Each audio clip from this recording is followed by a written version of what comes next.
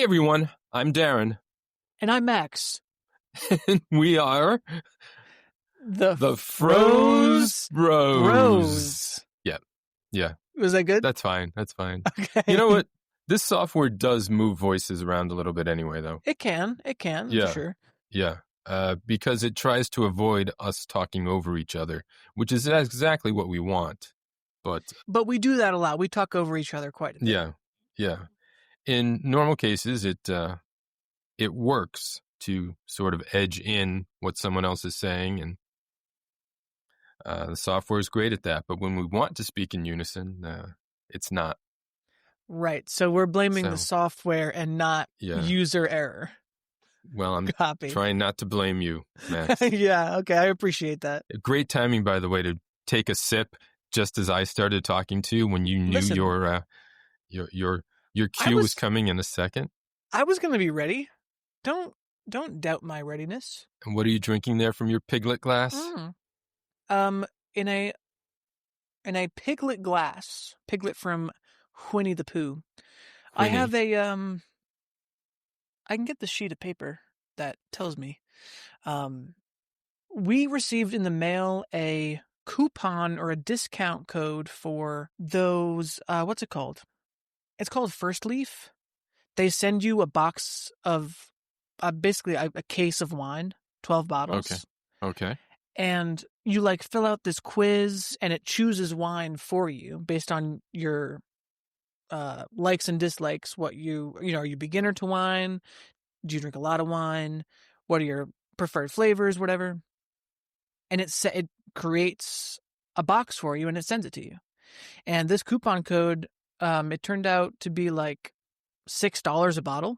And some of these bottles were upwards of $20, $25. Wow.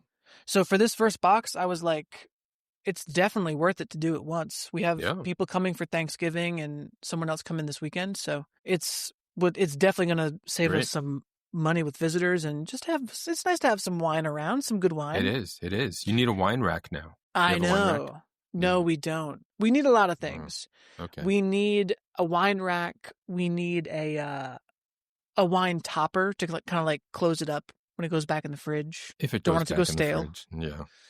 Yeah. We need real wine glasses because right now I'm drinking out of a Piglet glass. You're drinking out of Piglet. So I asked about Piglet and you told me about the wine that was in it. So, Well, Piglet is a character from Winnie the Pooh. He's one of my favorites. He's the most endearing, I think.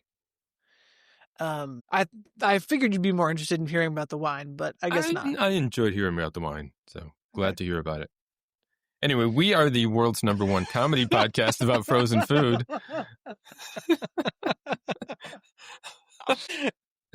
It took us long enough. Yeah. Yes, we are. Yeah. Yes. We lost half of our listeners in that period before we even identified ourselves. Darn. Yes. It's great to be back. We have really been enjoying doing these weekly episodes. We're getting into a good rhythm with these, I think. Yeah, very much. Yeah. We've been eating some different stuff. Certainly. We've had some good stuff recently. We've also had some really trash, but oh God, yeah. It's funny. I listened to the Jose Olé episode today, and I had forgotten how bad they were until I listened to it back, and I was like, oh wow, my brain blocked these out. I almost don't remember them. Yeah, we're going to talk a little about that more at the end of the show in a new segment we've got. But what we've got for the headliner today is a sort of a new format, new thing we're doing here. We're calling the Froze Bros Face Off. That's right. We've got two competing brands of the same product, and we're going to compare one to the other. We've got chicken pot pies from Marie Callender's and from Banquet. I'm really excited to do this. Not our first time giving more than one review per episode. Right. But the first time we've compared a 1-to-1 like this. So I'm very much looking forward to hearing your thoughts about these pot pies. Yeah. I think this was your suggestion. It was excellent, and interesting choice of brands too. I don't know that I saw many other brands. These are the. I don't know if there are any other mini. There are mini pot pie brands. No, I wasn't saying that there are. I was about to say there are larger ones. I know that you can find. Of course, yeah. Yeah. But since we're eating two, I didn't want to have to eat two full-size chicken pot pies. Yeah. On top of my normal dinner. I did end up buying what Marie Callender's calls its large size. Oh. But, because it was cheaper. It was on sale and cheaper than the small one. Hold your box up. See how big it is? It doesn't look that much bigger. I don't have my glasses on. I believe you. My weight was 10 ounces. Mine is 15. So it's not double the size. And you've got we'll get into this later, but you've got, I imagine, a single serving in that, right? Yes. Why? Is yours more than one? Mine says 2 servings. Really? And a serving size then would be just 7.5 ounces. But nobody's sharing a pot pie this size. No. It is, the box, I'm going to say, is about 6 inches across. So the pie was 5 to 6 inches across. That's not a share pie. That's not share size. No, certainly not. Well, I can't wait to talk about these two pot pies. Sorry, I got the giggles. I'm excited to talk about these two pot pies. But let's start like we always do, D-Man. Let's do it. What you been eating? We are recording more frequently than usual, but I have got, and I'm going to bring up the photo, got something that I found in my freezer that I believe my daughter bought. And this is going to stay in, of course. Mm-hmm. It is Veggies Made Great Cinnamon Roll Muffins. So this is a cinnamon roll muffin made with zucchini and carrots. Whoa, picture. Show me a picture. Yeah. Can you see that? No, I can't see. Send it to me. All right. And those are frozen? These are frozen. Yeah. They come in little plastic packages. You pop it in the microwave for 35 seconds. That sounds really good, actually. Sending you a picture right now. The box makes it look like there's a little bit of a icing on the top of that, like a cinnamon roll would have. It doesn't. It doesn't actually have that.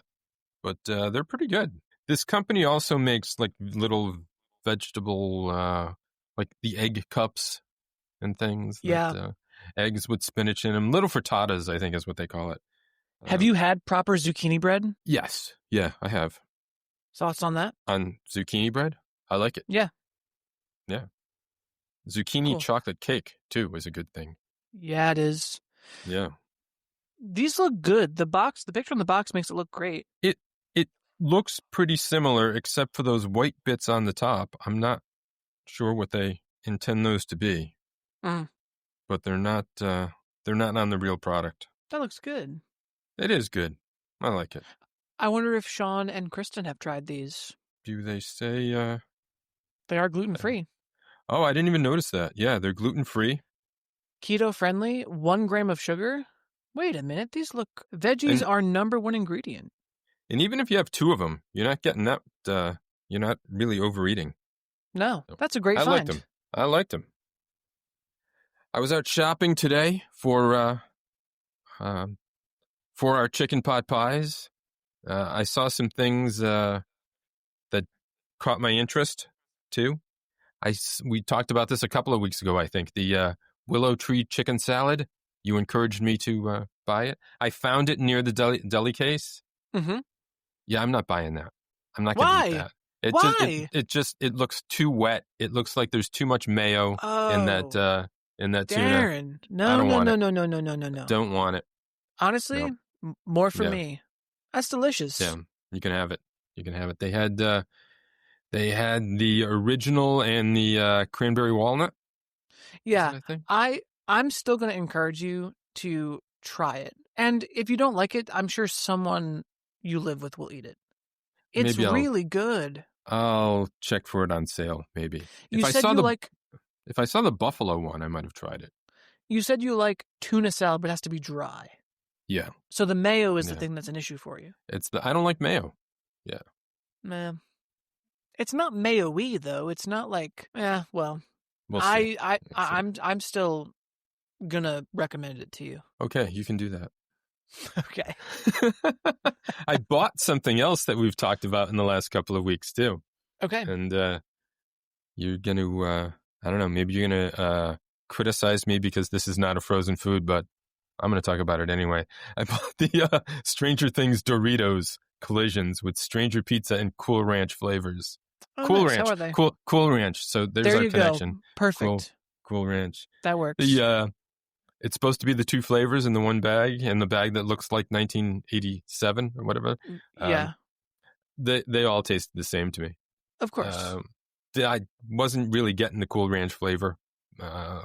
Something very spicy, like maybe a pepperoni type fake flavor on these. Yeah, I would have been happy trying a couple and not having to buy the whole bag, but I was interested. I saw that on sale too. Do you remember for a little while they were making those Doritos that tasted like tacos and cheeseburgers? Do you remember those?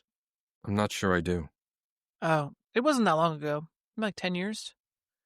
They were good. Tasted just like the real thing. I don't know how they did it. Cheeseburgers? Yeah. And tacos. Like modern food technology is crazy. You ate that Dorito and it felt like you had taken a bite of a big juicy cheeseburger. Okay. But they stopped making them. They did. So, okay. They did. Although you can still find the taco ones around. They're called late night. They're like late night Doritos or something. Late night Doritos. Yeah. Those would be a great entry for your 420 episode next year. Well, if you can find them. We'll need to freeze them. Oh, yeah. Freezing chips doesn't change them, much like the cotton candy. We've frozen nuts. We've frozen pretzels, I think. Yeah, but there's no moisture. There's no moisture in those. There's going to be moisture in like the fat and the grease of the chips. I think we've frozen. Do you know that party mix that comes in like a purple bag? It's got corn chips and nacho chips and we've frozen that. It just makes everything cold. Doesn't change.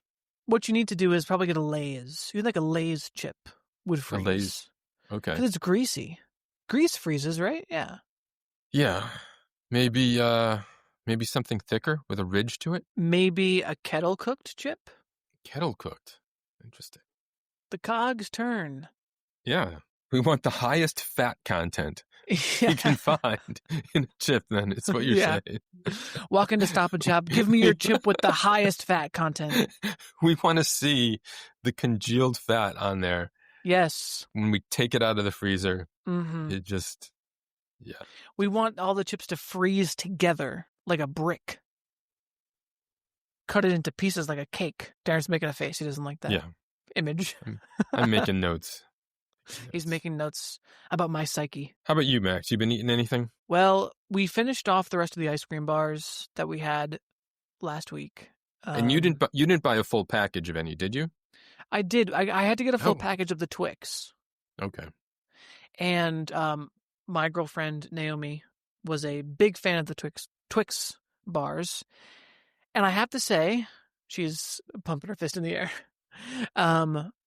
I have to say they were better fully frozen because before that segment, I had broken pieces off of all the bars and they had been sitting on the plate while we were kind of ramping up to our eating. So all of them had kind of melted. The Twix bars were a little better fully solid. Okay. However, they were still missing that like cookie crunch. So my rating, it doesn't change my rating whatsoever, but we finished those off and they weren't as terrible as they were as when I had them on pod. I bought single bars of everything except the Milky Way, and I still have the Milky Way. I finished the one I had opened and the Snickers after we recorded, and actually threw out the rest of the Butterfinger and the Twix. Really? Yeah. So no one in your house is ice cream people? We go out for ice cream sometimes. There's No one was going to eat that.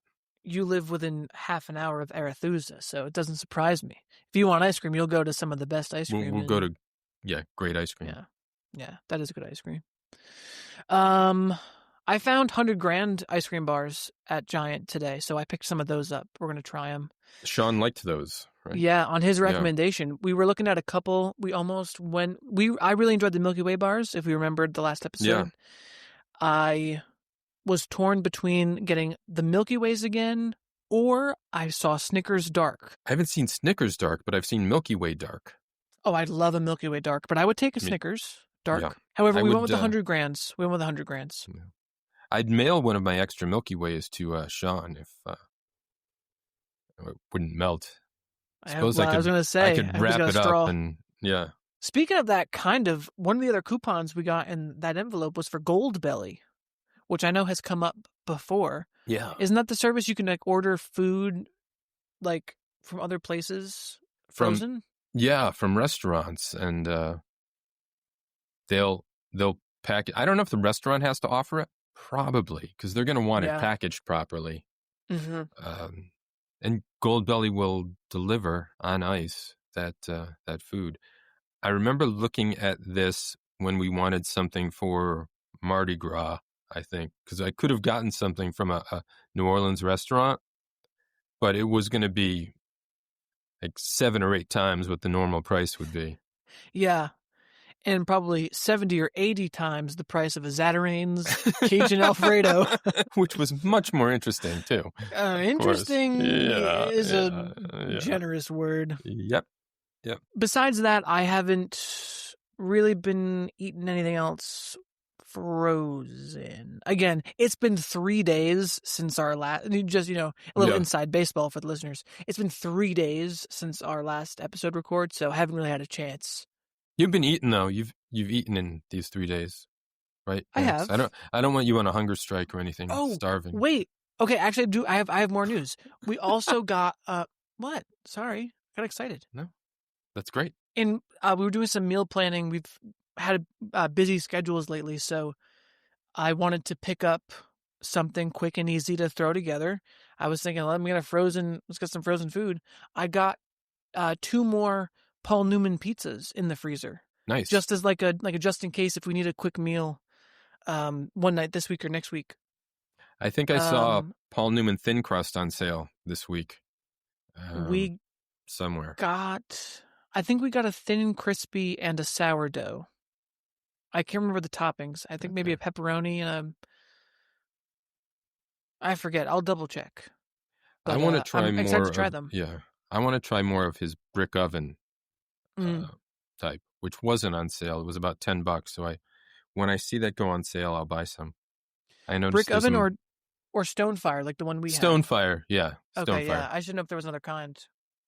No, same thing. Same thing in my mind. But that's it. I think that's all I've really been freezing. That's really the full contents of my freezer. I saw some extra bananas around the house too that my daughter had bought that were about to go bad. Uh-huh. I opened those, sliced them up, threw them in the freezer to use in smoothies. Nice. How did you keep so you cut them up and then put them in a Ziploc bag? Yes. Yeah. So the last time I tried to do that, my bananas disintegrated and got watery and froze. Really? Yeah. No, I've done this before. That's never happened. I mean, maybe my bananas were a little too old. Maybe that was the problem. Maybe if they were mushy already. Yeah, but I didn't think they were that bad. But they got it was like banana juice. It was not I haven't good. seen that. I haven't seen that. Yeah, maybe they were a little overripe. Could be. So you didn't use them? No, we tossed them. Okay. Although I'm sure it would have been fine. Just not Still the same banana. Yeah, just a little unsightly. If I do say so myself. Sure. Speaking of unsightly, we should talk about our backgrounds. Yeah. We said this is a face-off, right? It's the Froze Bros face-off with Banquet and Marie Callender's. Yeah. Face-off is a hockey term. Game starts with the face-off. So I'm at a hockey rink, and the Hartford Whalers are on my hoodie here. Look at that. Yeah, I'm from Connecticut. You don't have a Danbury Trashers sweatshirt? The Danbury Trashers? No. Yeah. There's the Whalers did leave in 1997 though, and became the Charlotte. Why am I blanking? What's the Charlotte? Jeez. Research team is on. I'll come up with this. I'll come up the Hurricanes, the Charlotte Hurricanes. Yeah, because I've been through the Charlotte airport wearing this too, and get some nods. And they still have a game or two a year where they honor their history, and nice. I think the Hurricanes wear the Whalers uniforms. Very nice. Yeah, so I found an old picture that a Connecticut team would be called the Whalers. No? Why? Was there much whaling being done in Connecticut? Or Yeah, sure. Yeah, all over New England. Well, probably not Vermont, but to my memory, if I'm thinking and I'm imagining in my head a map. Mm-hmm. Connecticut is landlocked? No. Connecticut's got a shoreline. Really? Yeah. Are you sure? Max, you know this. Are you sure? Long Island Sound is down there. It doesn't go direct to the ocean. But but what does it sound like? That's what I thought. Yeah. Okay, yeah. I'm a small beach. Yeah. You little beach. Well, yeah. Connecticut is not landlocked? Okay. No, okay. Definitely not. No. It's got a Gold Coast even. Name a beach in Connecticut. 3, 2, 1. See? You can't. Nope. You put me put the pressure on like this, and I can't remember. It's You know why? Because people in Connecticut go to Rhode Island for the beach. Oh yeah, Narragansett, so much better. Yeah, Squamicut, isn't that in Rhode Island? Yeah, that one's not. It's yeah. Okay. But there's some major Rocky Neck is one. Hammonasset. I don't remember the big one in New London. Then every little town along there has its beaches too, like Campo in Westport. There's a lot of them. Even New Haven, East Haven, West Haven, they've all got beaches. Sure. And harbors. Why don't you do this? Why don't you write a nice message in a bottle? Go down to the beautiful Connecticut shore. Toss that bottle into the ocean and see how long it takes to reach me here in Pennsylvania. How's that? It might just reach New York. Well, we'll see about that. Because it's just going to go across Long Island Sound and hit the northern shore of Long Island. I am jealous, though, because this is my first time living in a landlocked state. Like, the first time I can't just drive and go see the water. I mean, I guess I could. I have to go to New Jersey. I read or heard that recently, and kind of in the opposite direction of you. I thought, what, Pennsylvania's landlocked? It's on the East Coast. How can it be landlocked? But true, yeah. New Jersey just takes up everything there. Yeah. So it's not far for you to get to, like, say, Atlantic City or something, but... No, it's not. But it's like, I've made that comment to people that have lived here their whole lives about it being landlocked. And everyone disagrees because you can get to the Jersey Shore so quickly, like in 2 hours from Philly, maybe hour and a half, depending on where you go. But for me, it's like I should be able to go to a tall point and look above the tree line and see the water from somewhere. Yeah. You know what I mean? It is landlocked. I mean, I don't see... And the vibe here is landlocked too, I will say. The vibe here is landlocked. There's been one place I went, there's one town, Doylestown, we went to, and it had a very colonial vibe, and it was giving Massachusetts. Nice. So in that one town in this landlocked state, I felt like I could have peered down any of the streets and there would have been like the water right at the end. The water, but cool. There wasn't. But and of course, the western half of Pennsylvania is pretty much the Midwest. True. Right? Yeah. There's one little piece of Pennsylvania that borders one of the Great Lakes. I can't think of which one. Huh. You want to guess? Erie, or I don't know. One of the smaller ones, Huron. I was having you guess, but I actually don't know. It's not going to be Michigan, and it's not going to be Superior. I was right first time. It's Erie, Lake Erie. Yep. Because there is Erie, Pennsylvania. Yeah. And I could have ruled out Ontario also, which I think is, that's the one further up north. Correct. Borders northern New York. There is one of those little colonial towns. Not really. It's not the town. It's like, like Sturbridge Village. You've been there? Yeah. It's like a colonial recreation. Yeah. Mm-hmm. Connecticut has one of those, but it's a shoreline town. It's Mystic. Oh, nice. And they have old whaling ships. Yeah. And things there too. So, and I think some whaling history in their museum. Yeah, there's some. Yeah, this tangent's gone on long enough, but yes. Yeah. So my background, I forgot that's where we started. I am nestled between two of the biggest psychos in Hollywood, and I say that with love. I say that with love. Between Nicolas Cage and John Travolta, this is a very close-up image of their poster for their movie Face Off, which I haven't seen, but Darren said you've seen it a long time ago? Long time ago. 1997 is the date of that film. What day? I think. I don't know. Whenever I know something, you ask me even deeper questions. You're just intent on drilling down until we get to what I don't know. Listen, I want to keep our research team real busy. Well, because that was the year I was born. I want to know if it came out on my birthday. Oh. Come on, research team, let's go. All right, we'll find out. At same year, though, that the Whalers left Hartford. 1997. Oh, wow. 97, big year. Anyway, I've never seen this movie, but I know that John Travolta and Nick Cage swap faces. They swap faces somehow. I don't even remember this background works great I should use this background more often for this podcast. You're just nestled there between their noses. Yeah. Nestled between their noses. Well, you were alive for the release date, because it came out on June 19th, 1997. Okay. Yeah. I mean, and really, wasn't there like a 95% chance that it would come out after your birthday? You never know. You never know. I mean, realistically, yes, but you never know. Mm-hmm. So this, I think maybe that same year, Jerry Maguire came out. You remember that one? I hate that movie. Yeah, I'm not a big fan of it. I saw it, but it's got that "show me the money" quote.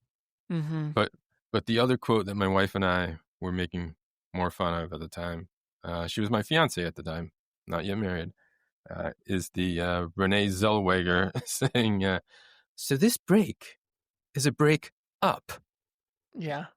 And then we just applied that to many other things. Anything we could think of. So this face-off movie became, so this face is a face off. Yeah.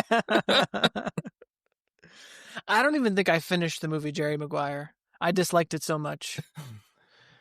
I don't dislike Tom Cruise. I like Cameron Crowe, but the movie itself was weird. I didn't get it. It wasn't for me. And you don't hear much about it anymore, except No. the "show me the money" quote. Except on the world's #1 comedy podcast about frozen foods. Exactly, because we'll talk about anything, literally anything besides what we ate today. We've got 2 things to talk about that we ate. So that's true. I want to wedge in a little bit of news to go back to something we've brought up last week. I think the Smuckers versus TJ's. Smuckers suing Trader Joe's. This is a federal trademark case. Really? Basically. A trademark case? Yeah. Filed in federal court in Ohio just on October 13th. So even by the time you're listening to this, listeners, this is being dropped first week in November. So but people could be listening to this anytime. But as of our recording date, a little before that, there's been nothing new. They're going to be in their, they're just fact-finding for weeks. They may settle eventually. It's happened before in cases like this. But what Smucker's is claiming is that the shape, the crimp around the edges, the colors on the box, the fact that there is a picture of one of the crustless sandwiches with a bite taken out of it on the box are just all too similar. Trader Joe's is likely going to say they aren't round. There's a little bit of this is a rounded edge square. Other stores make this as well, like Walmart, Kroger. They all have the crimp around the edges. That's just, you need something to close the sandwich if you're cutting off the crust and freezing it, right? Trader Joe's has used some similar box colors. They took the Smucker's Uncrustable blue and made it the color of the entire box. Fact that there's a bite out of it, I don't know if that's really unique enough, but we'll see. So does the fact that it's a copyright case mean that trademark, not copyright, different things? So does that mean trademark is something that you can register? Yes. So like Smucker's registered the trademark of their physical sandwich. So like, or is it the design of the box that's more the issue? It would be the name and the box design. See, I know that I talked a lot of shit about Trader Joe's last week, but I feel like Smucker's is really trying to elbow out some competition here because I think so too. And what also doesn't make Smucker's look good, and this isn't unusual in a trademark case, but something a lot of people don't realize, even when it's a food product, the suing party wants all of the product to just be turned over to them and destroyed. Come on. I mean, this could feed kids, right? Yeah. So easily. Let's not do that. If I get a chance, I will see if these are still in Trader Joe's stores. They just came out in August 2025. So these haven't been around long. New. It is not Trader Joe's first time being sued for trademark infringement for products that were similar. In a federal case? Yes. Wow. Yes. Mostly all settlements. I couldn't find anything that wasn't settled in the past. And Trader Joe's is, I think, related to Aldi. They've been sued a lot also. They have a case ongoing right now, too, being sued for their bunch of cookies.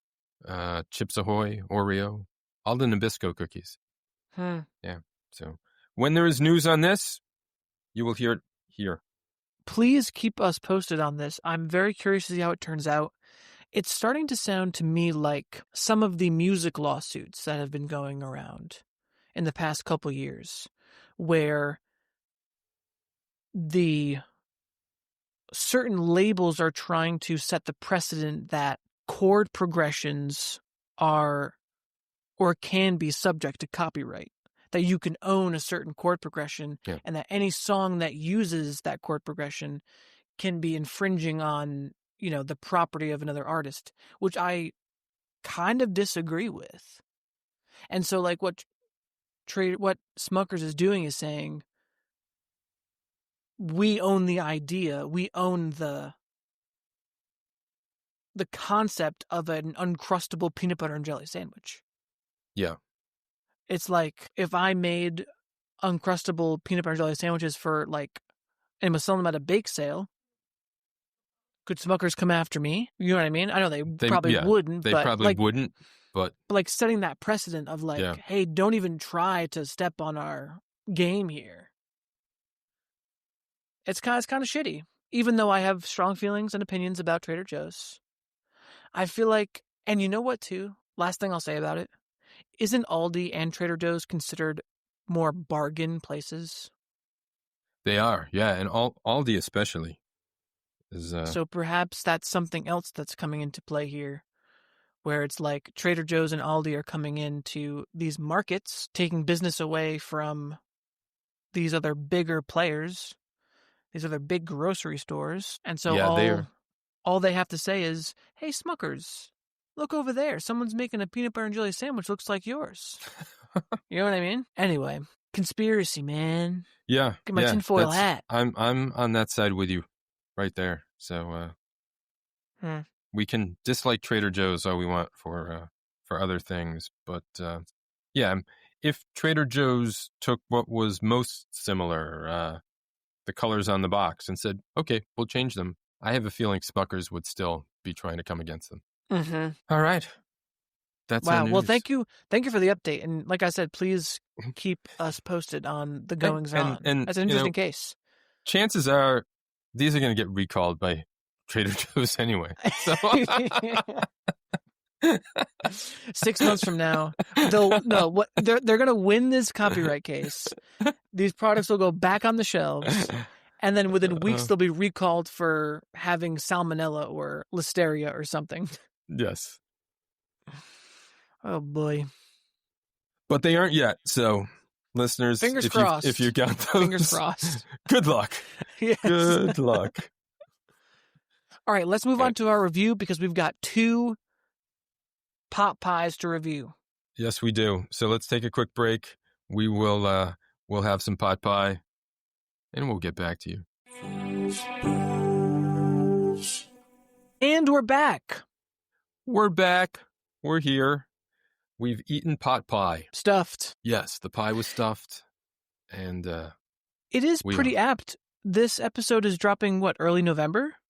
Yes. Yeah. That's it. We're in pot pie season. We're comfortably in pot pie season. It's a winter comfort food, I guess. Mm-hmm. We've done a lot of chicken in a row, too. I mean, it's the most available frozen protein. It is. We don't always have to do proteins, though. I mean, we got to go back to maybe some sides, some desserts. What we haven't done in the longest time, and this is my fault. Breakfast. Well, I know. I was going to say, it's slim pickings for, I know we don't have to do proteins or whatever, but for meals, chicken is the most available. Behind that, maybe sausage, but you'd only find sausage in breakfast, and you're not a fan of breakfast, so, I mean, that's okay. It's okay. Darren, it's okay. Darren, it's fine. It's okay. It's okay that I don't like breakfast. I will eat breakfast for the pod. Wow. What a sacrifice. Yeah. And if there's maybe sometime when we can actually record in the morning too, because if there's one thing I hate more than breakfast, it's breakfast for dinner. Really? Oh, that's the best thing in the world. I hate breakfast food at dinner. Give me a fucking dinner. I don't want. No, there's nothing better than pancakes and eggs and bacon. No. Oh man, no. I'm sorry you feel that way. Well, it is what it is, but I'll do it for the pod. Wow, the commitment, the camaraderie, the loyalty. So we've got 2 big brands in frozen food here. Marie Callender, Banquet. We do have 2 big brands. We've never... I looked this up, and I went through the list multiple times just to make sure I wasn't mistaken. I feel like we've done something by Marie Callender's before. I know... I really feel like we've talked about her on the pod. Maybe it wasn't with you. Maybe it was a year or more ago with Mike. Or she has come up before because she's come up. She's a character. Marie Callender is a giant of the frozen food aisle. I think I picked her in a draft also. Probably for one point. She's come up as a potential character. Yeah, absolutely. Guest on the pod for sure. I think she came up a lot in the pumpkin pie episode that I did because... Yeah, right. We talked about other brands of pie. Mm-hmm. Yeah. Probably talked about But here's my her question. Too. So I want to jump into our review because it might take a little while. We're going to go back and forth with review criteria. So we'll do packaging for Banquet and Marie Callender. We'll do ingredients for both, ease of cooking for both. So it might take a little bit. So let's jump in. I do want to say, you keep saying we have 2 different brands, but I want to be very clear right off the top. Did you happen to notice? I did. You did? Yeah. Okay. Yeah. So we keep saying we have 2 different brands of chicken pot pie, which we do. They are 2 different brands. Listeners, we should be transparent and say, we discovered on the side of these boxes that both Marie Callender and Banquet are owned and operated by the same parent company. Conagra. And so it made me question, like, is this really two different products? It is. And it clearly is, but... Are they made in different facilities? I didn't check that. The only locale is Chicago, Illinois is listed here on the box, but other than that... That's the headquarters. I don't know that they're actually making these in Chicago, either one of these. So really, how much of a face-off is this? We're just comparing two of...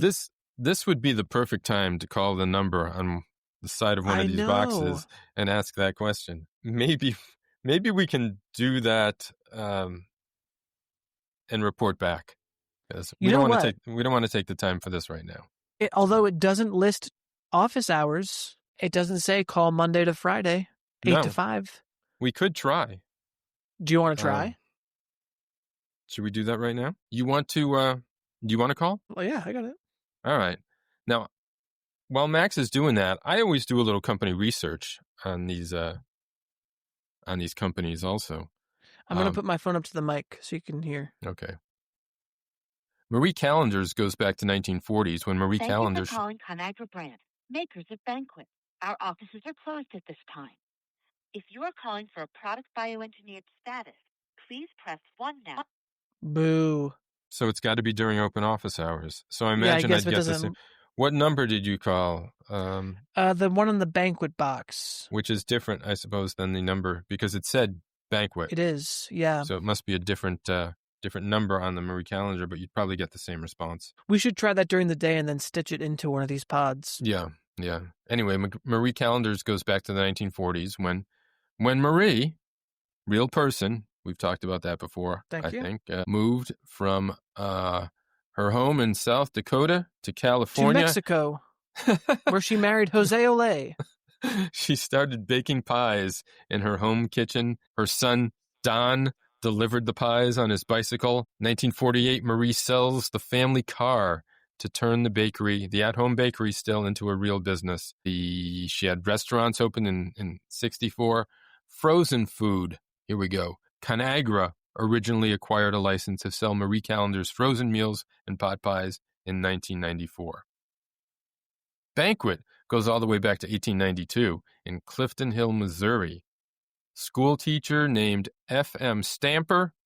There's no Mr. Banquet, apparently. Stamper, school teachers even then needed a second income and began marketing eggs and poultry to local merchants from a barn. Business grew rapidly during World War II. Company became the number one producer of dehydrated eggs, probably selling to the military. What year did the Banquet start again? 1892. Yeah. Wow. Yeah. So see, both great examples here too. You got Marie Callender starting to sell her pies with her little son delivering them on bikes. You got Mr. Professor Stamper selling eggs out of his barn, and then you can both just be bought up by the same U.S. food conglomerate. That's the American dream right there. You're gonna hate me for this. You're gonna absolutely hate me for this. Do we have any information? Yeah, I'm gonna ask a question. Do we have or know any information about Conagra at all? No, it's a mystery. It's just a complete mystery. Okay, let's keep it that way then. There's just Conagra is just going to be the big bad of this podcast. I'll give us a date. Let's see. It's a primarily U.S. company. I don't think it's international. Can I guess what the name means? I'm going to guess the name is a shortened version of Consolidated Agriculture or something. Yeah. Because they consolidated all these companies into one. Conagra was founded in September 1919 as Nebraska Consolidated Mills. The company moved to Omaha, Nebraska, changed its name to Conagra in 1971, meaning in partnership with the land. Mm-hmm. See, when you said consolidated, I thought, well, of course you're right. But I had always been thinking, oh, isn't it cute? They're using Spanish, like with agriculture. But what I've just brought up here actually says, changed its name to Conagra, meaning in partnership with the land, combining the Latin words con with and agra, soil, earth, with the earth. Okay. Doesn't make me feel No. better about them owning the entire frozen food aisle, but... No, they own too much of it. And I don't think they're solely frozen food. They own a lot more, too. But who cares about that? We don't. Certainly not. All right, with that out of the way, let's move to packaging first. So our packages are going to be a little bit different for Marie, because I have the larger one, as we mentioned already. From what I noticed in the store, they look pretty similar, but there must be some differences on here. Well, there's, hold your box up again. It actually looks the same. It's pretty much the same. Maybe there's a little more filling coming out of yours. I think the pie in your picture is bigger. It's not blown up. You know what I mean? That's a different pie. Yeah. It's not the same picture enlarged. Front of the Marie Callender box, we've got a pie with a big chunk taken out so you can see the innards. We've got chicken, carrots, celery, peas spilling out. Same here. Chunks of chicken, carrots, peas, celery, the juice. We're sitting on what looks like cork, some kind of cork table. Oh, I don't know. Yeah. Got that too. A black plate. I've got a white one. You got a white plate. I got a black plate. Okay. And that's pretty much all there is on the front. 17 grams of protein, whatever. Mine has 25 grams of protein per pie. No preservatives, no artificial flavors. No artificial colors. No artificial colors. Wonder how in time that was. And is yours a tender white meat chicken? Mine is tender white meat chicken. Indeed. Right. This is another box, kind of like Jose Ole, where when I was looking for something, I had to flip it all around for some reason. We've got on the back. Okay, so here's my question. On the back, we've got a picture of the crust and the sauce. I've got that too. Does yours also say golden flaky crust made from scratch? It does. And made from scratch gravy. Well, I have made from scratch sauce. I've got a gravy and you've got a sauce? Maybe like if you have a certain amount of this stuff, it turns into gravy. Like if you have only 10 ounces like mine, that's sauce. Maybe. But if you have over 10, it becomes gravy. Could be. It begs a larger question. When does sauce become gravy? Seems like a thickness thing to me, right? I guess. Also, gravy is warm, generally warmed. Sauce doesn't have to be warm. Gravy is. I don't think I'd want a warm sauce. Well, besides a pot pie. Chocolate sauce can be warm. Chocolate. Well, that's chocolate. That I would consider that fudge. That's not hot chocolate. Hot chocolate is the beverage. Chocolates. Yeah. I think there are differences in some ice cream parlors between a hot chocolate sauce and a hot fudge. Perhaps. Maybe not. Maybe it's not hot if it's just a chocolate sauce. Nevertheless, my question is about the words "from scratch." Your box is making a lot of noise. Sorry. My question is about the words "from scratch." Now, correct me if I'm wrong, but isn't everything pretty much made from scratch at some point? Yeah, at some point. It's. I wondered that too. I was racking my brain. What else could? It's. At some point, these were all individual ingredients that came together, and that is from scratch. For a company to make it from scratch, that's I don't. I can't think of anything that doesn't come or is made from scratch. At some point. We have just a little tiny little blurb on the back here. Does your back say warm, hearty, and delicious? Max is looking at his back. You meant the back of the box. Yeah. I see. Your tramp stamp says warm, hearty, and delicious. It does. It does indeed. Warm, hearty, and delicious comfort food meals you know and love, ready when you need them. Same thing. Yep. Nothing really else on the back here besides nutrition facts. Let's not waste our time with ingredients or nutrition facts. Just know that it's exactly what you'd imagine. There's nothing that surprising about any of these. No, yeah, and we'd be comparing different numbers. I will note, as I said before, that mine was supposed to be 2 servings, and again, there's this confusing, sometimes doubling. If there's 2 servings, and one serving is 440 calories. How is the second one 930 calories if you're eating the whole box? Because 440 times 2 should be 880. You're getting an additional 50 calories somehow by eating the whole pie. Don't know. Maybe some of those come out when you cut it in half. This is a question for our nutritionist. Yes. Let's move on to Banquet box. Lots of red on this Banquet box. Yeah, this we've got the same box here. Yep, right? Same thing. Okay. Red napkin red again, logo. right on the front. Flaky crust, again, made from scratch. And is it the same crust? Very nice. You know what? We can get into this later. I don't think it is. But, yeah. This does not tell us... The ridges look similar on the crusts. Kind of. In the pictures, anyway. Yeah. Banquet says made in the USA since 1953. Frozen, 370 calories. Nothing about the proteins. There are 11 grams of protein in this chicken pot pie, which is notable. I don't know. I mean, I'm glad they didn't, but I'm surprised they neglected to put the protein content on the box because lots of foods do these days. And the back has, again, repeating flaky crust made from scratch. They're really highlighting proudly made in the USA since 1953. That's on the back as well. Where? You don't have that on the back?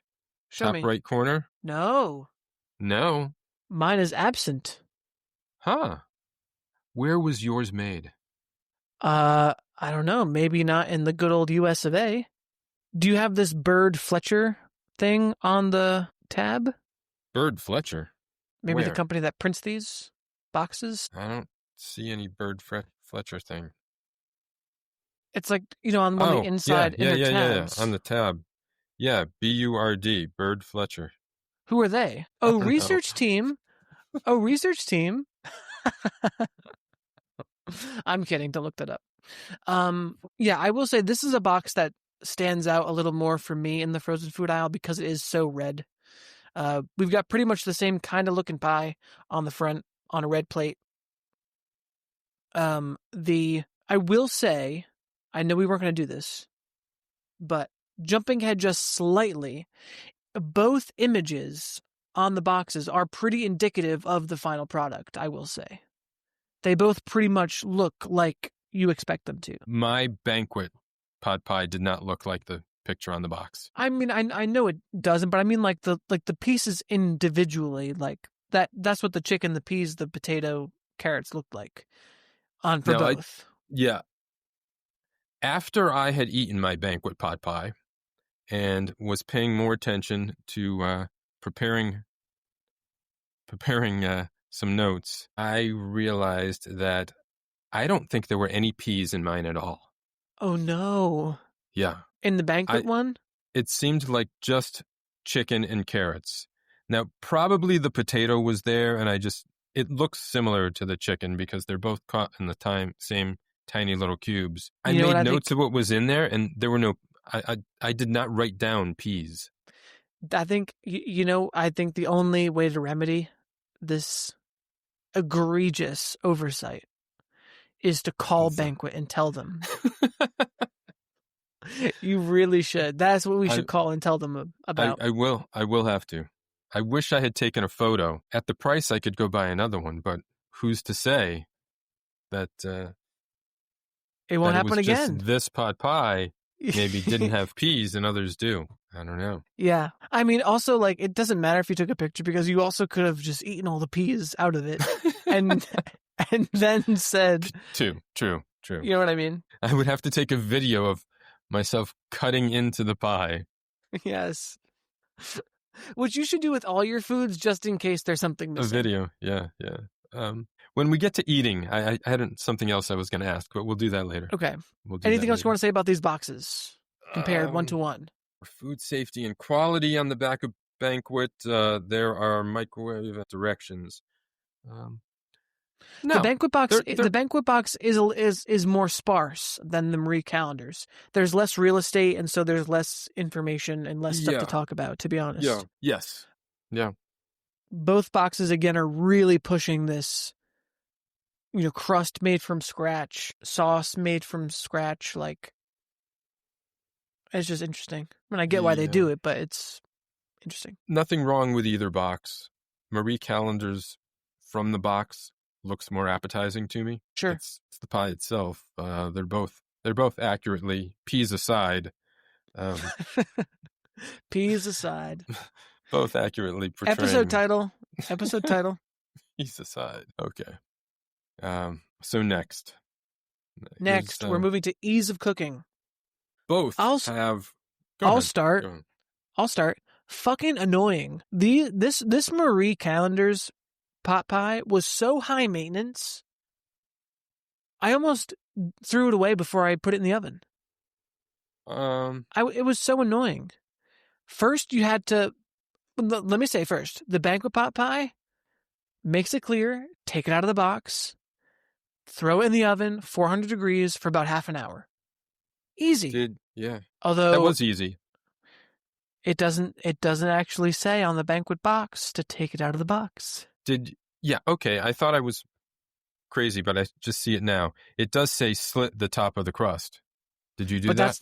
That's for microwave. Oh wait, no, that's for oven too. I missed that. Yeah. I did not do that for the Banquet. No. So it probably didn't hurt the pie at all, but no, didn't make. I don't think it made that much of a difference. And it's not easy to slit something frozen. No. Anyway, so no, the knife is not going far into that frozen pot pie. Anyway, the Marie Callender's pie. First, you had to line the crust with tinfoil. Yeah. Then you had to preheat the oven to 400 degrees and bake it for 50 minutes. You had 50 minutes for the smaller pie. Huh? Yes. Because I had 60 to 65 minutes. And then it wanted me to put which I did, it wanted me to put this little mini pot pie on a baking sheet. You get a baking sheet, line it with tinfoil, make this tiny thing for 50 minutes. All right. Come on. This is fucking go. So throw it in and cook it. The only thing different than the Banquet one, though, is lining the edges with the tinfoil. You said you have to preheat the oven. You have to put it on a baking sheet. You got to do that for the Banquet as well. No, you don't. Yes, you do. The Banquet makes no mention of a baking sheet. It absolutely does. Preheat oven to 400 degrees Fahrenheit. Place pot pie on baking sheet, slit top crust. All right, I'll be honest. I didn't read the Banquet box very closely. Did you just put that on the oven rack? No, I put it on the baking sheet because there wasn't really a lot of room. Wasn't a lot of real estate in my oven. So you bake them together? Yeah, on the same sheet. Yeah. Yeah. It's just like the microwave instructions are so huge. Like it wants you to put this in the microwave, the Banquet one. We discussed this prior to making it, and we both thought that putting it in the oven would give these pot pies their best chance of being good. And they did, I think. That we accomplished that, yes.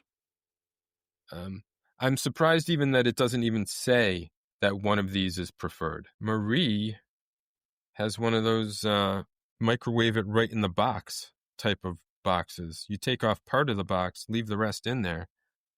Do you do that with the with Banquet? If you were to microwave it, you take the whole thing out. Microwaving 4 to 5 minutes for Banquet. My Marie's was 8.5 to 10 minutes in the microwave. My Marie Callender's does say it recommends the conventional oven for flakier crust. But that's it. It doesn't say like preferred method like some of the other ones do. I don't see that on mine. Quality, food safety and quality, keep frozen, appliances vary, food must be cooked thoroughly, read and follow these cooking directions, conventional oven, do not prepare in toaster oven. No, nothing says preferred or recommended. Which is strange because it definitely is probably best in the oven. Yeah. It's not the crust is not gonna brown in the microwave. Speaking of a brown crust, let's talk appearance. Okay. I will say both pot pies looked pretty much the same coming out of the oven. I mean, there will have been a more significant difference in size for yours because your Marie Callender's was bigger than mine. But for me, the small Marie Callender's was bigger than the Banquet. Other than that, they looked pretty similar. The crust on my Marie Callender's looked a little thicker. The top crust? Yes, on mine as well. My Banquet crust cracked, and you can see in the photo where I put in some slip marks, and then it cracked. The Banquet crust got pretty dark around the edges because it did not need that aluminum foil, and but it was in there about half the time, 32 to 34 minutes, I think it said in the oven. Yes. And my Marie Callender's went basically an hour, 60 to 65 minutes. What was your reaction to cutting into them for the first time? What I expected. There just wasn't as much in the Banquet. It's more gravy, less meat. Mine had more sauce, less meat. Yeah. This one doesn't. Does it even say gravy or sauce? I don't think the Banquet calls it one or the other. I don't think so either. The Marie Callender's, when I put my spoon into the top of it and took a scoop out, I was met with an enormous piece of chicken. Yeah. Chunks. The chunks of chicken in this Marie Callender is pretty substantial. Yeah. So this is what I was going to ask you earlier. Eating these, you eat them in the little dishes that they come in, and you just scoop it out of there with a... Okay. Yeah, I tried taking mine out of the pie plate that it came in, but it was kind of stuck. I wanted to plate it and make it look, feel presentable like it does on the box, but I put them on a plate in the paper cardboard dish they came in. But to eat it, what I do with these often is I dump it upside down into a bowl. Really? And you mash it up? I don't need to mash it up, but I just eat it that way. The Banquet came out pretty clean from the cardboard pie plate. Okay.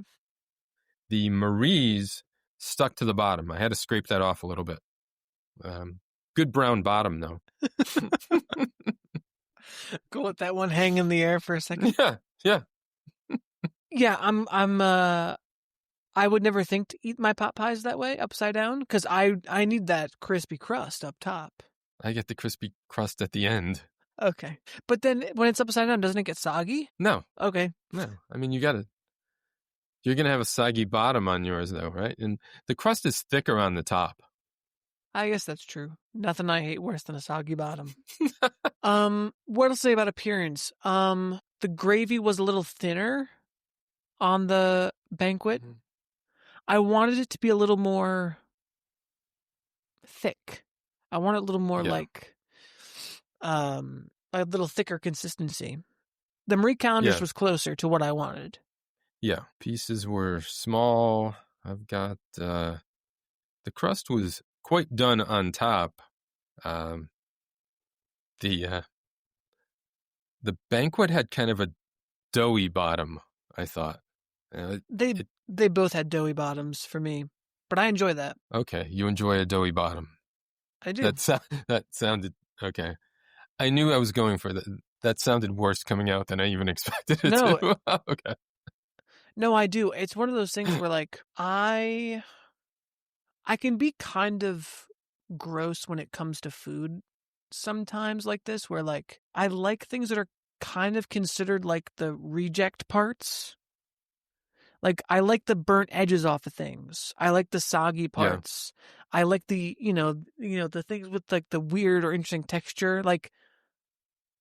Sometimes the soggiest nachos are my favorite ones, I'll be honest. Okay. I know people people feel a way about that, but one's at the bottom where it's just limp. Where it's limp, a little cold. Cold and limp. Let's move on to taste and texture. Did you eat? Go ahead. Did you eat them side by side. It's because of my Marie Callender's taking twice as long. I ate and finished the Banquet well before the Marie Callender's was even done. Yeah. I ate my Banquet one first as well because it was done first. Yeah. Then I ate dinner. And then I ate the Marie Callender's pie. All right. This was my dinner. So smart. Yeah. I didn't eat lunch today, so I felt like I could overindulge with dinner. I went to the movies earlier today, so. You did? What'd you see? My lunch was popcorn. The Keanu movie. How was it? Good Fortune. I liked it. Liked it. Yeah. I maybe would have gone to the Leo movie. What's the title of that one? One Battle After Another. Yeah, One Battle After Another. That's a almost 3-hour movie though, and I just didn't have that much time because I had to get ready for this podcast. So I went to the shorter movie. It was fun. I liked it. Was Good Fortune worth seeing in a theater? You don't need to. No. Yeah. I only ask because the marketing for that movie is really pushing for people to go to a theater and see it. Which, you should... There's no spectacle in it. I know, but people, I think in general, should go to the movie theaters more often. I agree. Yeah, for that shared experience of it too. But really good message in there too. I wish they had wrapped it up more at the end, because I think some people really need to be hit on the head with what this message was. And it's not going to get to the people that need to hear it most. But it usually doesn't, is the thing. True. No matter what I mean? Yeah. Okay. Back to pot pie and doughy bottoms. Yes, back to doughy bottoms. I made a note that never mind. That the Banquet chicken pot pie tasted good. So here's what I think. Mm-hmm. I think the Banquet chicken pot pie was trying to taste like pot pie a little more than Marie Callender. You think? And in doing so, I didn't dislike the Banquet pie. So jumping ahead to value, I paid less for Banquet than I did for Marie Callender. Same.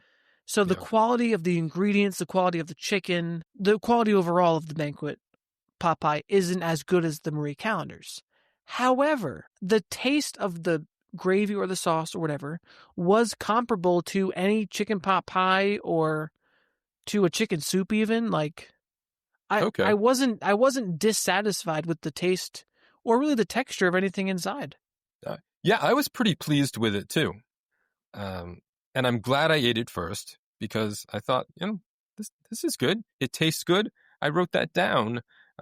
It wasn't until even after that I missed the peas and realized that they should have been in there.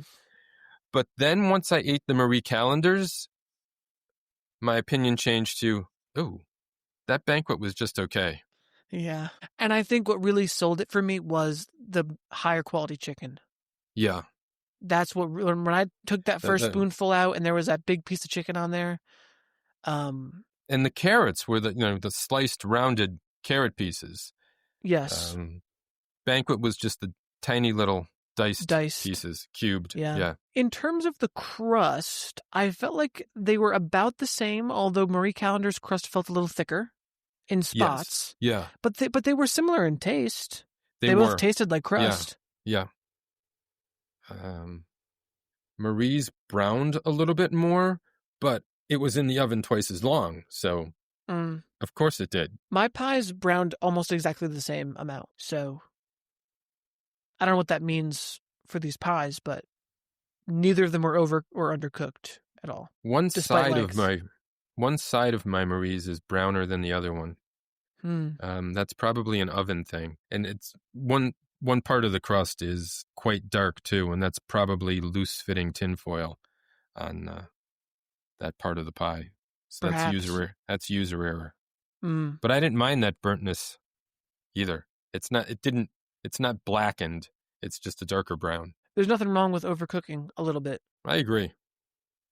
And that's what I mean when I say I get, I can be sometimes a little weird or about the food I eat because I don't mind the burnt ends on things. I don't mind a little burnt crust in pieces or parts or whatever.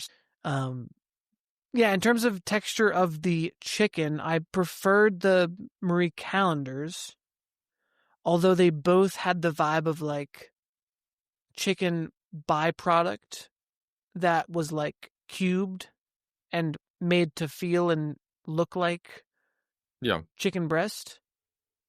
Marie Callender's just did it better. Marie makes a point of saying tender white meat chicken.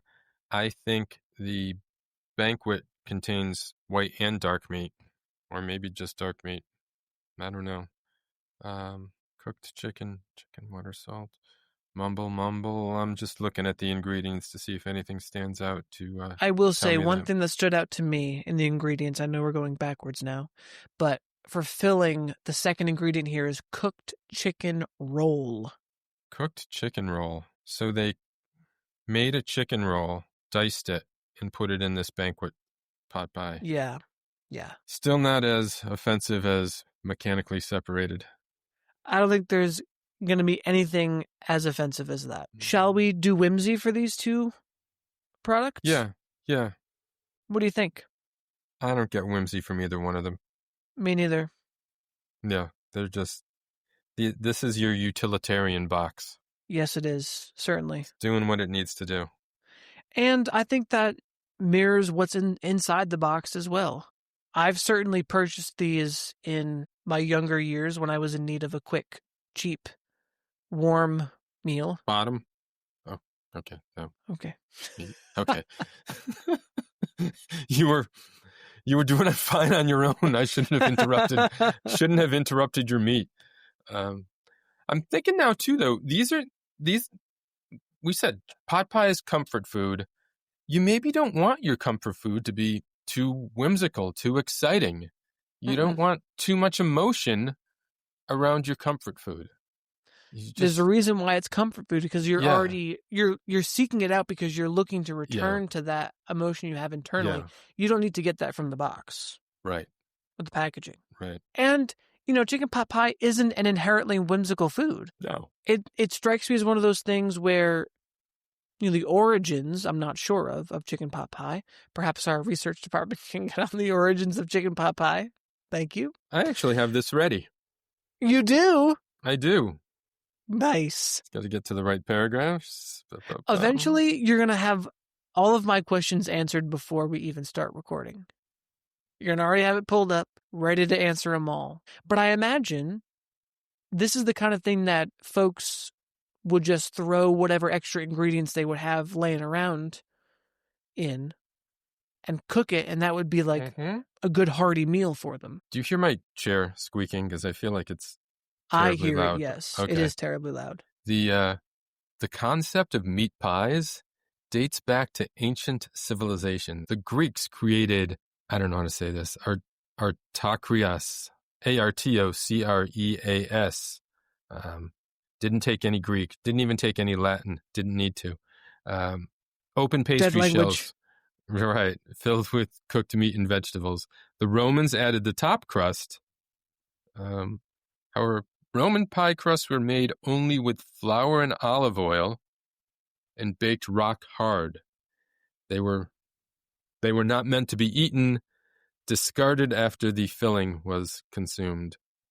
Jump ahead, medieval England, leading us into 19th century meat pies.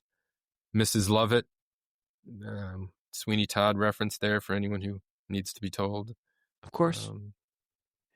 This is giving, we talked about this with the Bibigo episode, but this is giving this is another one of those dough with a filling.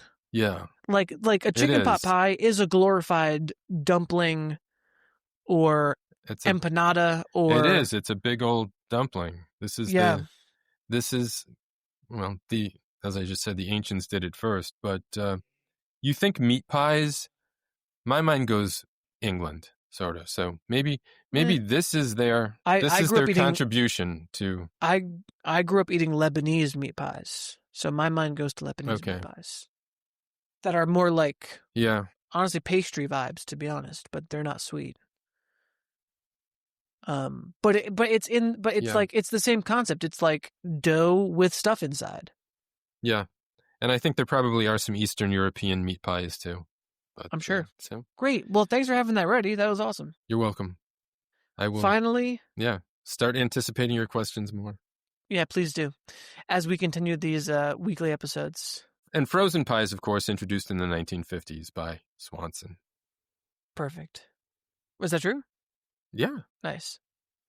Here he goes again, tippy-tapping away. Double checking that that's true. While Darren does that, I will talk whimsy because... No, sorry, not whimsy. I will talk value. The Banquet pie was cheaper than the Marie Callender's. I think I paid $1.40-ish for the Banquet chicken pot pie and $3.70 or so for the Marie Callender's.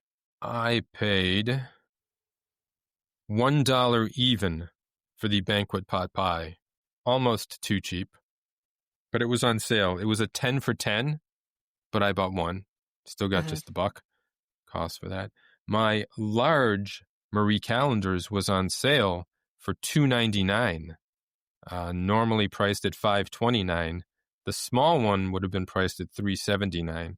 So getting this larger one on sale was cheaper than the small price. That's a great value. Yeah. Yeah. So $4 for the two of these for me. It's time to finally decide in this very first Froze Bros face-off, who wins? Who will take home top crust? I thought there was a clear-cut winner, but it might be closer than I originally thought when I was eating these. And by the way, first frozen pot pie, 1951 by Swanson. Nice, that was right. And it was chicken. Who ate the first frozen pot pie? Can you find that out too, please? That was a boy named Clark Henselman, whose mother, Ruth, bought it at a Piggly Wiggly on South Main Street before they opened the new shopping center in 1963. In Anytown, USA. Yeah, I agree with you. I think this is closer than I anticipated it being. I don't think either of these is a bad choice. I agree. I don't think you can go wrong with either of them. I wish my Banquet had peas, but... And I think the closeness of them in this rating might come down to the fact that, again, they are owned by the same parent company. It's really not that... They're not that different. Right. What are you laughing at? No, I was just thinking about something I almost said before and didn't. No, all right, then say it. when you said, when I said there were no peas, and you said, well, there's a way to find out, and you said, go buy another one. Yeah. I was thinking you were going to tell me to throw up and see if there were peas in there. And I was going to say, well, Max, that can't work because I ate peas in the Marie Callender's. We keep it classy here on the Froze Bros. I'm not throwing up, listeners. Thank goodness. Wouldn't force myself to throw up even for the pod. So he takes a swig of beer, and let's get our ratings out. Let's hear him, Darren. What do you think? I still don't know what I'm going to do here. One of the things I like to judge these by is whether they're doing what they want to do. Be a good frozen food version of this food. In my mind, there's no question that Marie Callender's had the better tasting and better looking pot pie. But Banquet is a budget brand. I got this pie for $1, and it's really doing what it needs to do. It's for $1. That was a pretty amazing pie. Right? And you didn't pay much more. What'd you say? Like less than $2, right? Less than $2. I could not agree with you anymore. I'm not going to get into too much into the nitty gritty on these. I'm going to give the Banquet a 3.5 and the Marie Callender's a 4. Okay. They're neck and neck right there. Yeah. Yeah. Wow. I think these are sort of for different audiences too. Yes. And we're kind of highlighting here what families or individuals with different budgets are getting. Both quality food, but paying like 5 times the price. Yeah. 4 times the price if I had gotten the small Marie Callender's. That's a huge price hike. And I can't say, oh, Marie Callender's was 4 times better. Right. No, it's better, but it's not, this pie's amazing and Banquet's bad. It's just not true. You make all really great points. And I think, too, the Banquet pies, you said yours were 10 for $10. Yeah. Which means that, like, these are marketed to be bought in bulk, too, which says a lot about the buying habits of folks that buy these, too. No, I totally agree. Like, they both do exactly what they need to do. The Marie Callender's, the quality of the Marie Callender's isn't proportional to the change in price. Just because you're paying more doesn't mean you're getting a better product. Yeah. They're both very similar. I think Banquet has maybe an even slighter edge because it includes potatoes in there. Yeah. I like the potatoes. I like a potato in a pot pie. Yeah. Yeah, I enjoyed that. You gave a 3.5 and a 4? I did. I think I'm going to swap mine. Wow. I think I'm going to give the Banquet a 4 and the Marie Callender's a 3.5. I can see that. Yeah, that's not crazy. And I think mostly I'm swapping them because Banquet really exceeded my expectations. And for the value, for the price, it's getting points for that. Like this little chicken pot pie did exactly what it needed to do. It did. It needed more filling, but in terms of like taste for like what it was, yeah, it's like, honestly, like if I was actually having this as a meal, that's why you buy them in bulk. You have more than one. Eat 2 of these things. You could, yeah. I can see college students buying a bunch of these. Yeah. It could even be a snack for some people. It's it's a warm snack, definitely. Yeah, a warm snack. So what is this? So at the end of this face-off here, you chose Marie Callender's as the best. I kind of chose Banquet as the best. Who really comes out on top here? It ends up a tie. Really, we average these out, and it's going to be a tie. Yeah, I wasn't expecting this. I'm pleasantly surprised by this. Do you buy pot pies at all? Like I said earlier, I'm pretty sure I have purchased these Banquet ones in the past when I was in college, just like you described. Okay. I needed to like have like warm dinners, and so I would buy these. But currently, I don't buy a lot of frozen pot pie. Do you? No. And we've had some, and often we're going to get like a real full pie size from some more specialty company or even from some local farm or something that makes their own. I don't know if I've ever had Banquet. I think I've had Marie Callender's. If I wanted something like this again, right now, at this point in my life, I'm not going to buy the Banquet. To bring it all back around, growing up, when I was a kid, my parents would often buy a Willow Tree chicken pot pie. It was a full-sized chicken pot pie, and they'd make mashed potatoes, and that was one of my favorite meals. I got to get one of those again. I got to find them somewhere. Yeah, and as I recall, I think I said that didn't impress me that much when I had it a couple of weeks or so ago. I know, and for some reason when you first mentioned it, I had forgotten that we used to eat those quite a lot. I think I said it needed some flavor enhancement. I didn't add anything to either of these pot pies tonight, but I remember I had to add some salt, pepper, maybe even something else on top of the some paprika, possibly. Were we talking about paprika? Yeah, we did. I know that our review is pretty much over, so I don't want to belabor the end of it here. But I will say, I wonder if the size of these pies concentrates the flavor a little better. The smaller you make the pie, the more concentrated the flavor becomes. So maybe that's why in a bigger pie you felt like it needed a little more zhuzh. Yeah, perhaps. Definitely. Anyway, this was a great first face-off, I guess. What we really learned was that Conagra owns everything. We got to find, next time we do a face-off, we got to find something that Conagra does not own. Yeah, we have to find two different parent companies, I guess. We have to go outside of brand and look at parent companies. Something we haven't done before, maybe by two completely different makers. Yes. But I hope this puts to rest the debate between Marie Callender and Banquet chicken pot pies. Truly, you can't go wrong with either one. It just depends on your wallet. No. Yeah. Both great options. They are. I'm impressed with both of them. All right. We're going to break a little bit.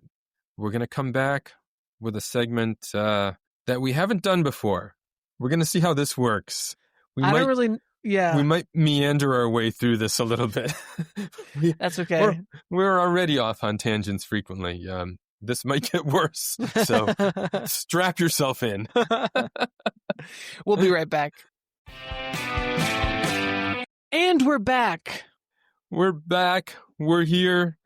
We don't have a different language that I can announce this in this time because we're just eating good old American comfort food. You could try Latin. I told you already. I didn't speak Latin. I don't know. Enormous me dominane? That sounds right. Enormous dominane? No. Enormous dominoes? Enormous dominoes. We're back. Do you know? Ramos?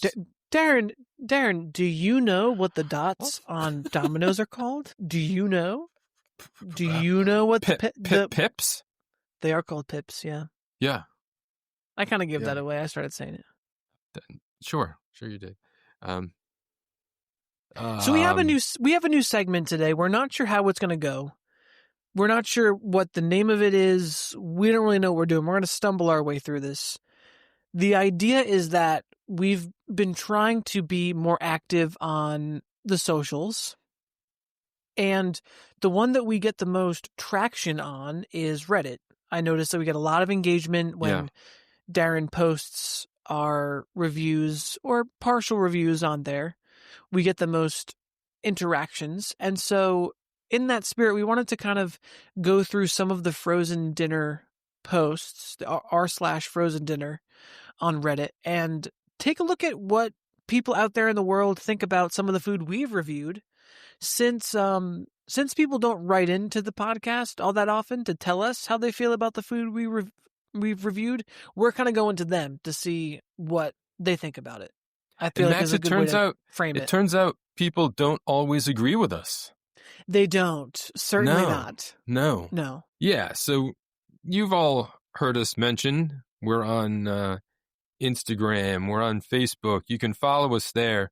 Reddit's a little bit different of a beast. We don't have our own subreddit.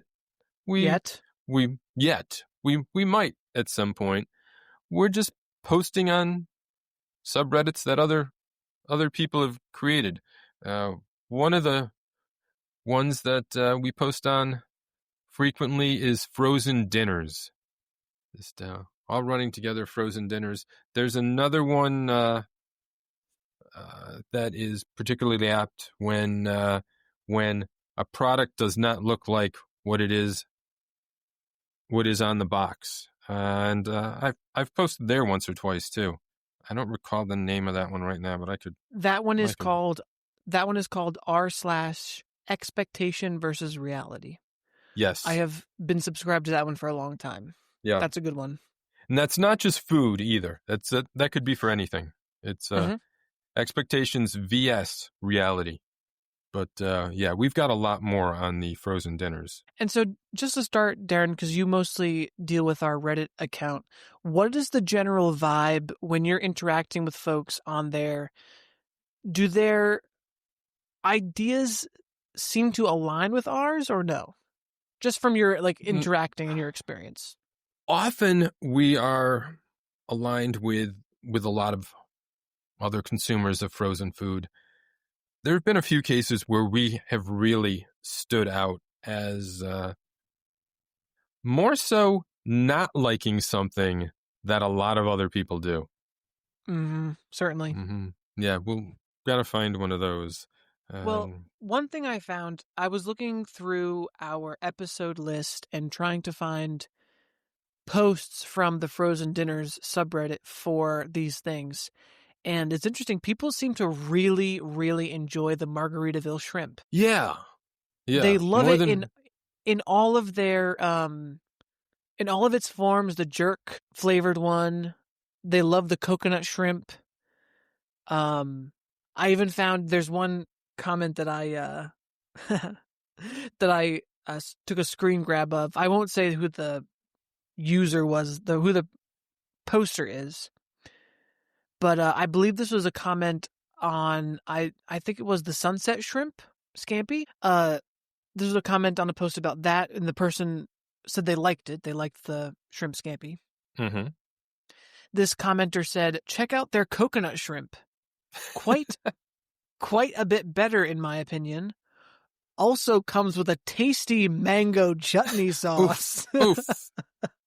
That mango chutney was sus. That was the worst part of that. Yeah. And that's certainly a sauce. There's no question about it. I've had those a few. I don't think I've had it again since we tried that. It's not something I've gotten too often. I think trying it for the pod maybe turned me off of those a little bit. I like the scamp off of the Margaritaville shrimp. Oh, yeah. I like the scampi ones. The ones that are just the shrimp in a simple butter garlic sauce. But I pointed out then, too, you can make this yourself pretty easily. Mm-hmm. The coated ones, the coated ones I didn't like. I was looking back at our episodes, and there's no rating entered for the Margaritaville episode. Now, if memory serves, we were both shit-faced for that episode. Did we end up giving a rating for Margaritaville shrimp? I think we did, and I just didn't enter it on the spreadsheet, and I've highlighted that I need to go back and do that. We were honestly don't bother. We were all over the place during that episode. That's going to be hard to find. We were drinking margaritas and pulling off cloves. Yeah. Yes. Yeah. Yeah. Perfect for an audio format. There were no video clips of that, so don't go looking. Not yet. Was it recorded? I was recording, of course. Okay, well, that's when we were recording on Zoom. Yeah, so the quality, sorry folks, the quality isn't as good. But rest assured, it exists. See, I don't think the Froze Bros can ever break up now because Max has all the video. I do. Although I don't have the picture. He's ensuring that I can't put him in the freeze, and that's true. I have a dead man switch just in case you do freeze me. If I don't return to my laptop within 48 hours of leaving, it automatically posts shirtless videos of Darren from that episode, along with the picture from Munchie Madness that he doesn't want out there in the world. Eating shrimp and drinking margaritas. You know, one of my main objections to that was I just didn't want people. I don't want a photo of inside my house too much. But you don't live there anymore. I don't live there anymore, so I can't continue that argument. So I'll be honest. When I was looking for Reddit comments or Reddit posts, I was looking for some of our more, how should I say, our controversial picks. And so I was specifically looking for comments about Hungry Man dinners. Okay. And what I found was interesting because lots and lots and lots of people love a Hungry Man dinner. I'm seeing comments like, "This is my favorite frozen dinner meal ever." And is this a go-to frozen dinner? The ham and fried chicken? Good question. Fried. I couldn't find any posts about the one that we ate. So this is just about Hungry Man in general. But after eating what we ate for the Frozathon, I can't imagine that the other ones are very different. Or higher in quality. We could have picked the worst. We didn't have the Salisbury steak, but... No. One commenter on this post, again, not sure what it was, but he mentioned the mashed potatoes being pure fire. And one thing I also noticed in the comments on these Hungry Man dinners is that if you comment and you're very adamant that you dislike Hungry Man dinners, they will downvote you quite a bit. You get pounced on. You get really pounced on. I saw one really funny comment. I'm going to read it. That has 18 downvotes. This user commented, "I'm baffled why we still have gendered meals." And someone replied, and that comment has negative 18 points. Yeah. Someone commented and said, "Yeah, they totally should change it to Hungry Them." And that has 15. So if you're on this Frozen Dinners subreddit, just be careful what you say about Hungry Man dinner, because they will come after you. Yeah, we posted the mini tacos and taquitos that we had last week. Put a post on that on Reddit. You can go see it if you want to. Again, it's Frozen Dinners subreddit. I put them both in together. They want you to add a score, 1 to 10. Now, people will recall I gave this a little bit better than you did by a point or two. But I gave the mini tacos a -1. You gave them a -1. I gave it a 2 on here. I probably should have averaged it out to 1. I said we had these together, meaning the tacos and the taquitos, and they were both rough. The mini tacos were nearly flat with almost no filling. The taquitos have more filling but not much flavor. They're okay if you just need something more expensive than a chip to scoop up some salsa or guac. We made these in an air fryer, which is pretty close to oven prep. Now, we had been looking at various brands of these things. We didn't name any other brand last week. I thought, I've seen Jose Olé around for a good long time. And someone, a friend of ours, had said, yeah, that's a good brand. Also said, I will call it out, and said, El Monterey just doesn't sound good. Don't go with that one. Everyone commenting on this Reddit post pretty much universally says that El Monterey or Deli Mex or anything else is better than Jose Olé. Someone specifically asks for our review of of Monterey, so we'll have to go back to that. There are as kind of like a pseudo face-off. We should compare the El Monterey taquitos to the Jose Olé, and it was fun to see that everyone was pretty much in agreement on that the Jose Olé ones were not good. Yeah. Someone says Jose Olé always gives me such horrible gas. I responded, Olé. and he or she wrote after that, my wife said adios after one too many taquitos. And I hope that's not true. I hope it wasn't a permanent adios from your wife. Oh, God. Can you imagine? Your marriage ends over Jose Olé taquitos. Jack in the Box resells these mini tacos. Could that be true? Hold on. Yeah, I saw that. What does that mean? It can't be these exact ones. I don't think No. Jack in the Box, unless Jose Olé is the supplier for Jack in the Box. Oh, And I hope not. Jack in the Box, do better. I've never been to a Jack in the Box. You've been out west. You've lived out west. I've lived out west. I've maybe eaten there once or twice.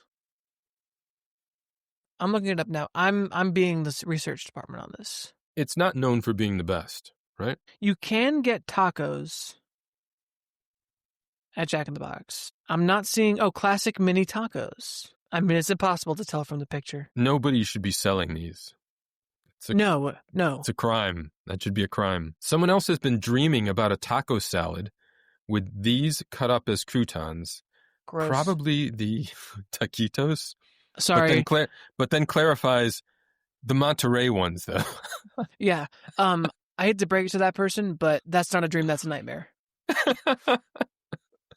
You had a nightmare, not a dream. I grew up on taquitos. Quit buying them because they almost never have any filling anymore. It's like 99% tortilla and 1% filling. We didn't compare them to 10, 20 years ago, but that's what we found too. Oh, here's what I like. This will be the last one from this one, I think. It's a little off topic, but not sure if you've ever watched the show Breaking Bad, but there was a scene that will forever stick in my mind when it comes to frozen food, thanks to Jesse, since it rings so true. I watched the whole series. I don't remember that, but apparently this is a Jesse quote, or close to it. I eat a lot of frozen stuff. It's usually pretty bad. I mean, the pictures are always so awesome, you know? It's like, hell yeah, I'm stoked for this lasagna. And then you nuke it, and the cheese gets all scabby on top, and it's like you're eating a scab. I mean, seriously, what's that about? It's like, yo, whatever happened to truth in advertising? We should have Jesse Pinkman on this podcast. Yeah. It sounds like that's what we need. What was his thing? Just bitch all the time? What was... Yeah, it was bitch. Yeah. Right? Yeah, all he did was bitch and moan. When I watch a show like that, I sometimes some of the language of some character creeps into my daily conversation. That happened with Jesse Pinkman. You're a very impressionable young man, Darren. I am. It happened when I was watching The Boys also.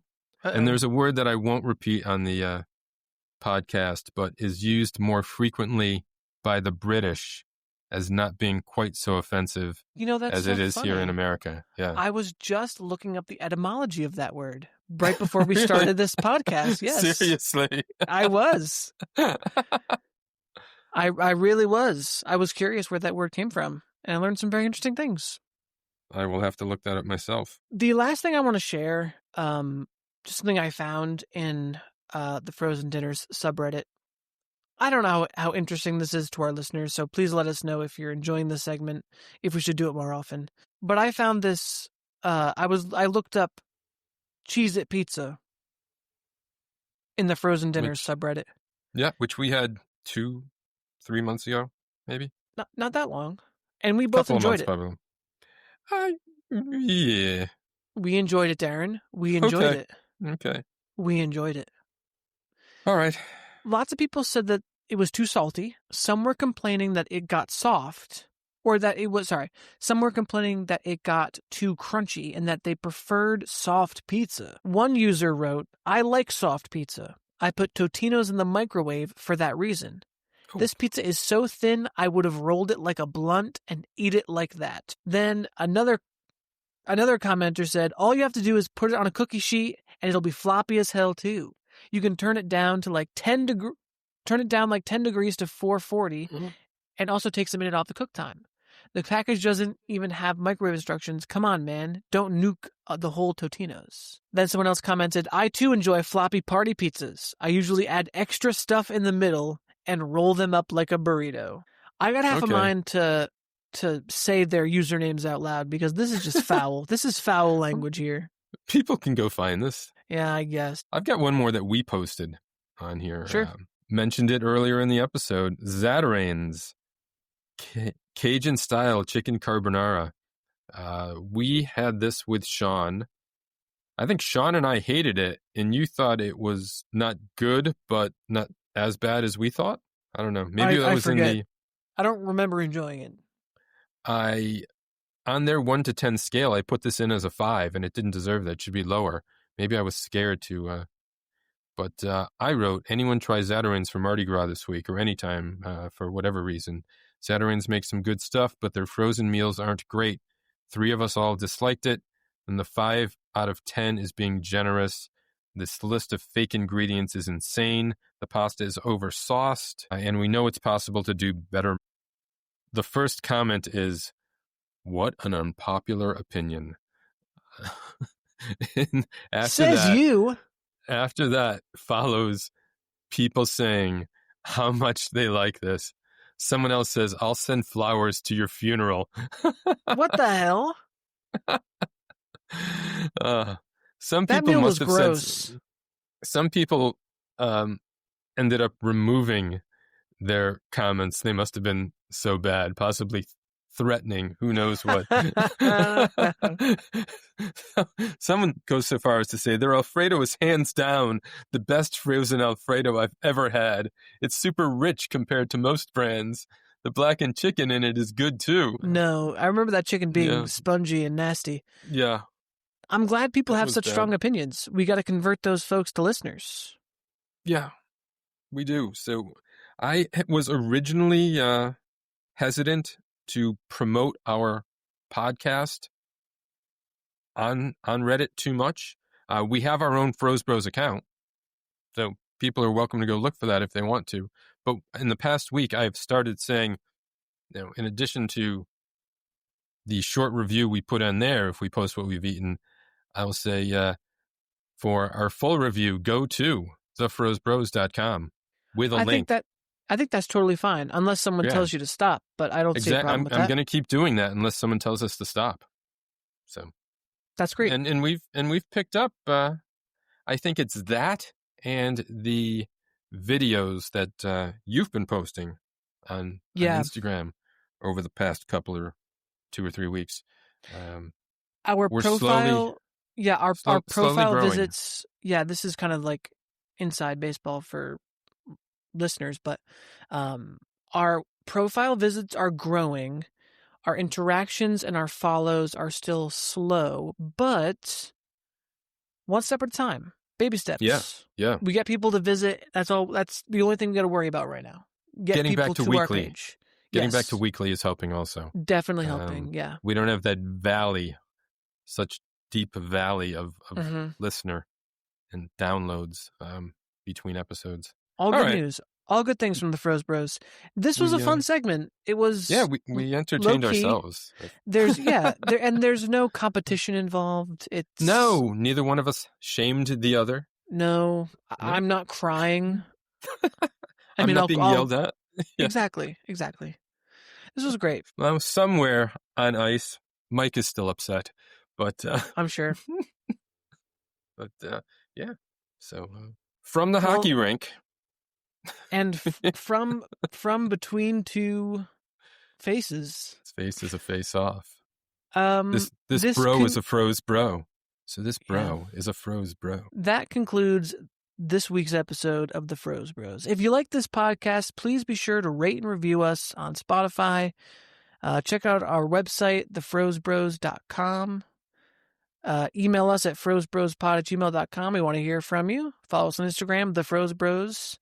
Rate and comment wherever you can. Yeah. Yeah. Find us on Reddit. Argue with us. Have a heated discussion. Agree with us. Why don't you? Absolutely. And thank you to Substrates for as always intros and outros and in-betweenos. And there's a word for that I blank on so much stuff when we're recording. It's that's okay. You don't have to pretend it's like all right. You don't. Brain is on ice. Darren doesn't know this stuff off pod either, listeners. He wouldn't be able to say it off pod either. It's not just because we're recording. Substrates.bandcamp.com. Find them. There it is. Listen.